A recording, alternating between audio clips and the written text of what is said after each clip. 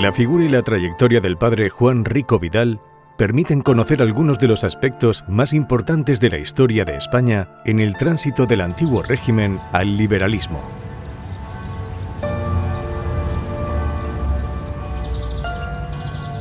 Rico nació en Monóvar en 1773, durante el reinado de Carlos III, y murió en este mismo municipio en 1847, cuando Isabel II, bisnieta de aquel, ocupaba el trono bajo un gobierno liberal.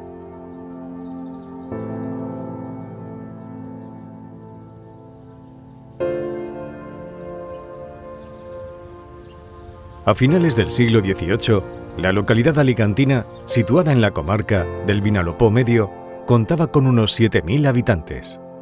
De ellos, el 69% eran labradores y jornaleros y un 9% trabajaban como artesanos. Monóvar en aquella época pertenecía al ducado de Híjar. Según cuenta el botánico Cabanilles, se producían toda clase de cereales, también barrilla, anís, pero sobre todo vino. Monóvar es el pueblo de todo el reino que más uva y vino produce. El vino más importante que se hacía en Alicante y en Monóvar fue el Fondillón, un vino que se hacía a partir de uvas de Monastrell sobremaduras y que después de larguísimos años criándose en estos toneles que tengo aquí detrás, se exportaban a todo el mundo.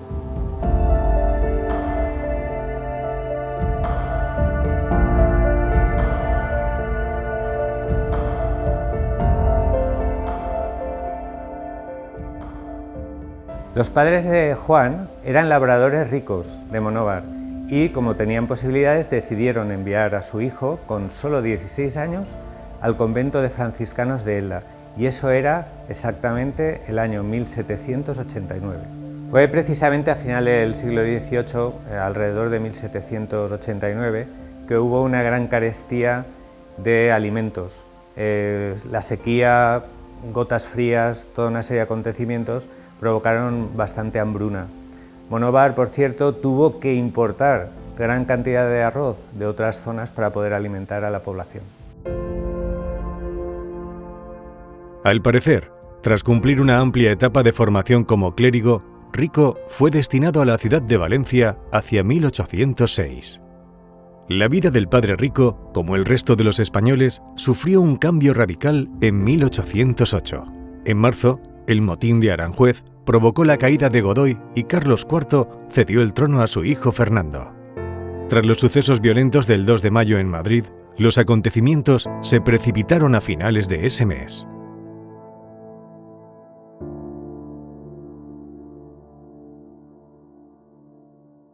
El día 23, en Valencia, se difundió con rapidez la noticia de que los Borbones habían cedido el trono de España a Napoleón en Bayona. Fernando VII ya no era el rey. Esto, unido a la amenaza de un ataque francés, generó gran malestar y concentró a una masa de labradores y artesanos en la plaza de Santo Domingo. Desde ahí, se dirigieron al palacio del conde de Cervelló, donde estaban reunidos el capitán general y el intendente, entre otros. En la puerta del palacio, el padre Juan Rico alzó su voz por primera vez y se autotituló representante del pueblo valenciano. Según contó Rico en sus Memorias de la Revolución en Valencia, publicadas en 1811, él mismo pidió a las autoridades que declararan la guerra a Napoleón y que decretaran el alistamiento general. Una vez se formó la Junta de Valencia, el padre Rico fue nombrado vicario general de los ejércitos de Valencia y Murcia. Así, participó en la defensa de la ciudad cuando sufrió el primer sitio de las tropas napoleónicas el 28 de junio. Durante el otoño de 1808, estuvo en la zona de Guadalajara y Cuenca para levantar en masa a toda la juventud de la zona. Reclamado por la Junta, Rico regresó a Valencia en diciembre de 1808 y fue nombrado comisionado para organizar el suministro de las tropas. Sin embargo, se enfrentó a las autoridades y fue acusado de conspiración, por lo que lo detuvieron y trasladaron primero a Ibiza y luego a Cádiz. Aquí, el religioso monovero estuvo encerrado 6 meses en el castillo de Santa Catalina hasta marzo de 1810. La regencia, no obstante, ordenó su puesta en libertad y las Cortes anularon la causa y lo declararon benemérito de la patria. En Cádiz, Rico escribió sus memorias históricas y fue redactor del periódico liberal El Tribuno del Pueblo Español, dirigido por Flórez Estrada.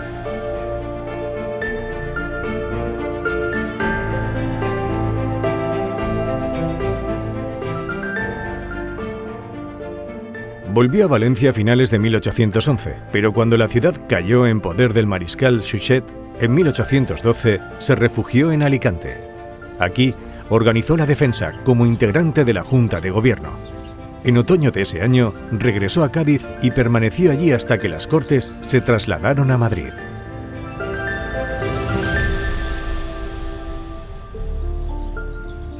El retorno de Fernando VII y la reinstauración del absolutismo supuso para Rico, como liberal, la cárcel. Sin embargo, en agosto de 1816 logró escapar y huyó a Portugal. Desde allí, un barco lo llevó hasta Nueva York.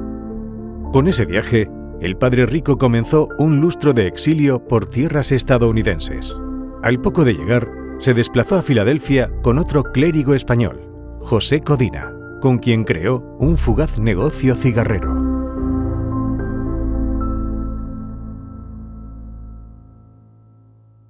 Un año después, se unió al grupo de colonos de la Society of Vine and Olive, instalándose en el territorio que luego sería Alabama, en Demópolis. Aquí plantó viñas que procedían de Monóvar. En 1819, su vida conoció otro cambio significativo. Aunque no había recibido la dispensación de sus votos como sacerdote, Rico contrajo matrimonio con Helen Council.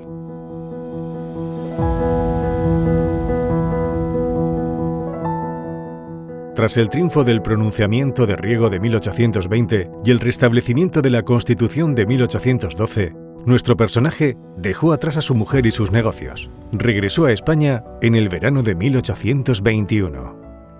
Durante el trienio liberal, Juan Rico asumió un nuevo papel político. Así, fue elegido diputado por Valencia. Además, lo restituyeron como vicario general. En las Cortes desplegó una modesta actividad, aunque estuvo presente en cuestiones polémicas y sostuvo posturas próximas a los liberales exaltados. Yo mismo he visto en Valencia ya derribar una pared, ya levantar otra por otro lado, porque no sabían en qué invertir el dinero. Y vivían los canónigos con un lujo con el que ciertamente un capitán general no podía competir. Destacan sus ataques contra la jerarquía eclesiástica y las partidas contrarrevolucionarias de Orihuela y su defensa del orden constitucional, poco antes de la invasión de los 100.000 hijos de San Luis. En la sesión del 11 de junio de 1823, Rico se significó claramente cuando votó, junto con otros 66 diputados, la incapacidad del monarca. Como era lógico, cuando Fernando VII retomó el poder absoluto, el político monovero tuvo que exiliarse de nuevo. Además, fue condenado a muerte e incautaron sus bienes. Su huida de España lo llevó a Londres y París. Durante el siglo XIX, ambas ciudades fueron centros de acogida de los emigrados europeos. Allí publicaron periódicos y hombres y mujeres tejieron redes de colaboración y de conspiración. En Londres, Rico formó parte de un grupo de clérigos valencianos como los hermanos Villanueva, Bernabéu, Nebot o Falcó, entre otros. En París, fue acogido en casa del valenciano Vicente Salvá. No obstante, durante este exilio se implicó poco en las actividades desarrolladas por los españoles. Fernando VII murió en 1833 y fue sucedido por su hija Isabel II, aunque la minoría de edad de la reina supuso el establecimiento de la regencia de María Cristina. Esta publicó una amnistía que Rico aprovechó para regresar a España y a su pueblo natal en 1834. Ese año, a raíz de la instauración de las provincias, se crean los partidos judiciales que sirven como circunscripción electoral y facilitan la administración de justicia.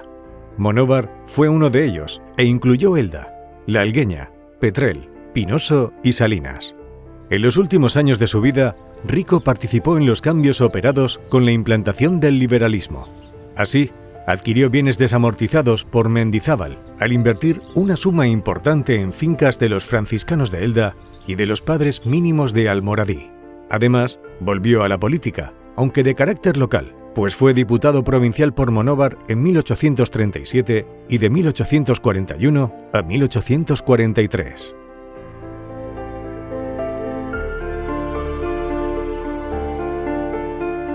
En su testamento, firmado en 1840, y donde pidió ser enterrado con el uniforme de vicario general y 2 misas cantadas de cuerpo presente, legaba cuantiosos bienes a sus familiares.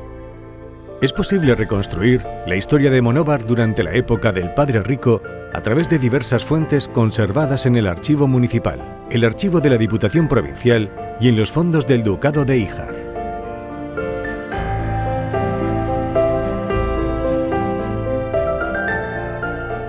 La memoria del padre Juan Rico se empezó a recuperar en la década de 1920 a través de varias publicaciones y de un proyecto de monumento en su ciudad natal.